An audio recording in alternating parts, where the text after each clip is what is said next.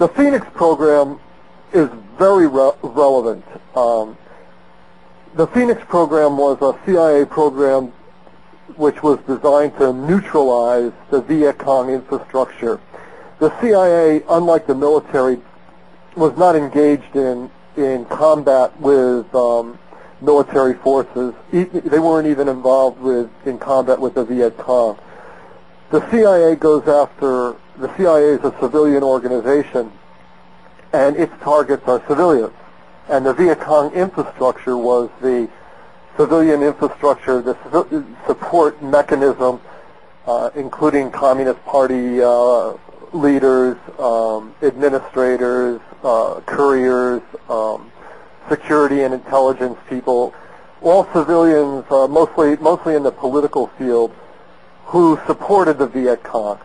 And the CIA created the Phoenix program specifically to go out and neutralize these people through kidnappings, indefinite detention in interrogation centers, assassination, imprisonment, the whole schmear.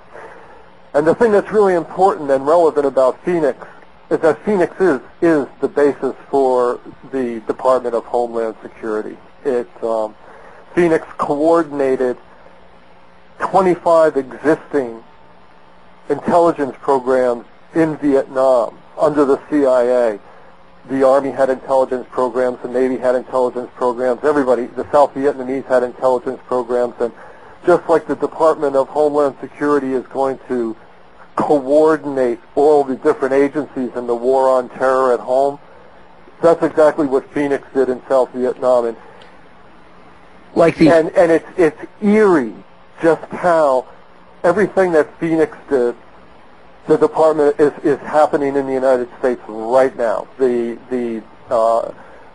detention without trial of terrorist suspects, kidnapping of people. You see it in Israel. They just assassinate people right and left who are political leaders, and nobody in the world says anything about it. And all this stuff is starting to happen. Some of it already is happening right here in the United States. And it basically it's the Phoenix program come home to roost. So if your listeners are interested in knowing what's happening, I highly recommend that they read the Phoenix program or go to Counterpunch, which is internet magazine, which has published a couple of articles that I've written describing how Phoenix is the basis for the Department of Homeland Security. Right, the similarities with the TIPS programs and even Nazi Germany, where people are said, turn in your neighbor, turn in your mother and father, you know? Well, yeah, Phoenix was responsible for a program called the Hamlet Informant Program, HIP, instead of TIP.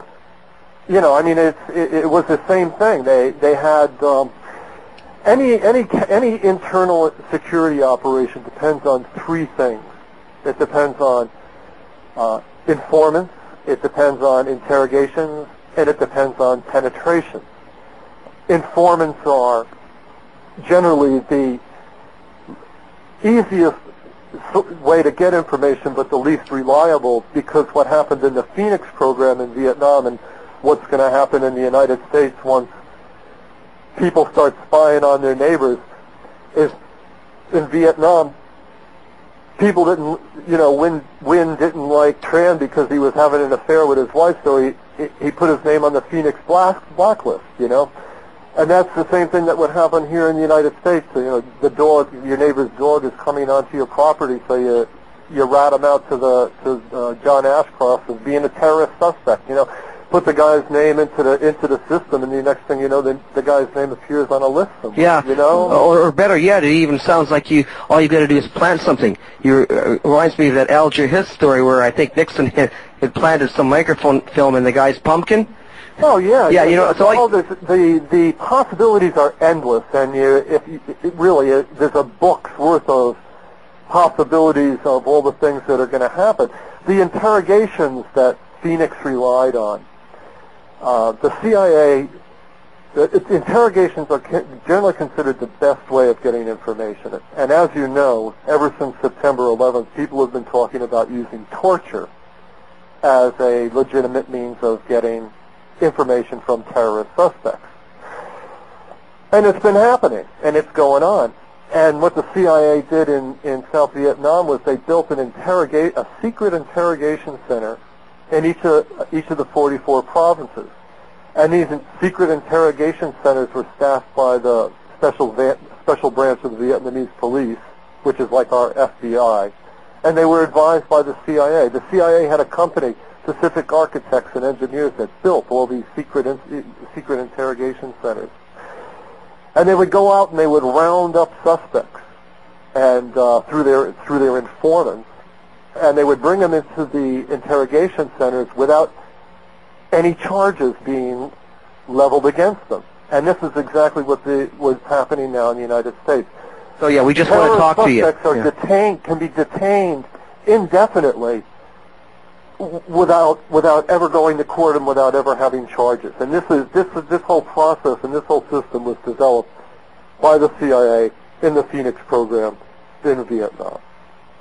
So, there's a lot to learn about it. And then the third thing, penetrations, is another thing that the Department of Homeland Security is going to be doing.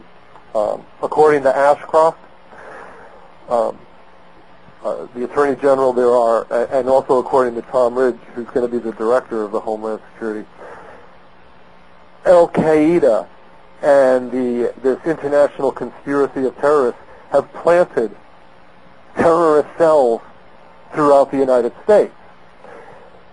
This is one of the reasons they want to have informants everywhere, is so that they can, find these terrorist cells. But once they find them, what they really ultimately want to do is penetrate them. They want to actually turn one of the guys in the cell into a double agent, so they can, follow it back up the chain of command and get to Osama bin Laden. But again, what this will allow the FBI and the CIA and the military to do in the United States is to start infiltrating peace organizations, unions, war organizations.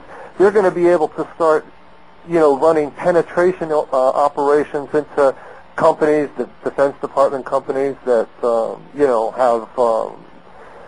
that produce anthrax. It's just going to be. It's going to be a police state, is what it's going to be, and people got to wise up to it real fast.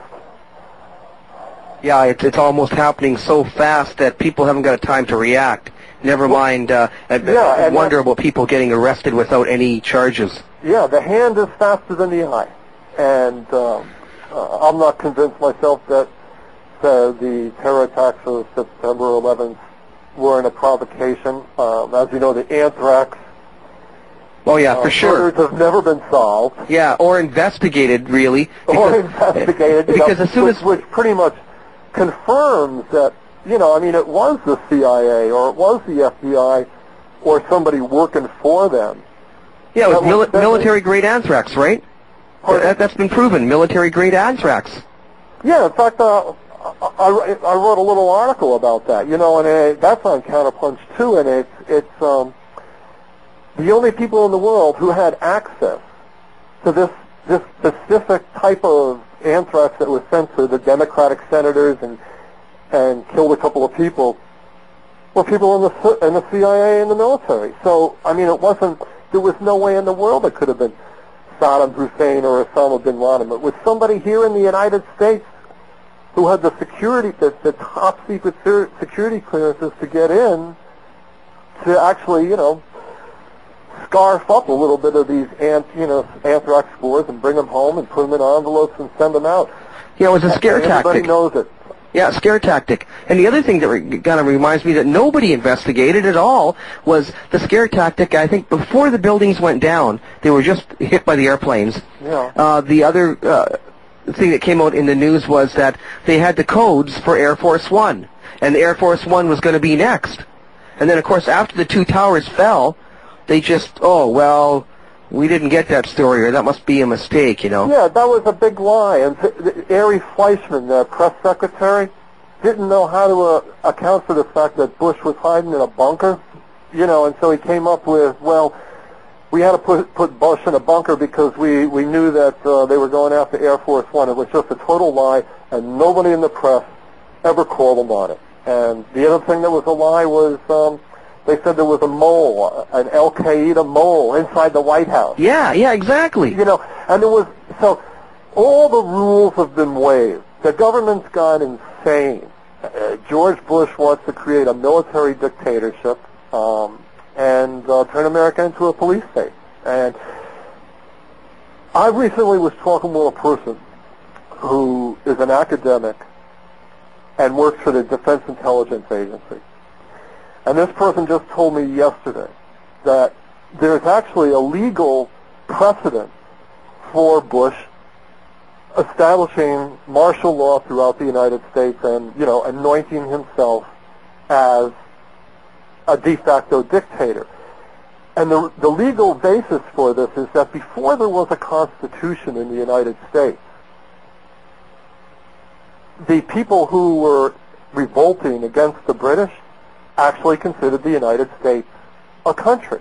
There was a Declaration of Independence. There was a group of people who had declared themselves to be an independent country before there was a constitution, and the leader of that country was the commander-in-chief.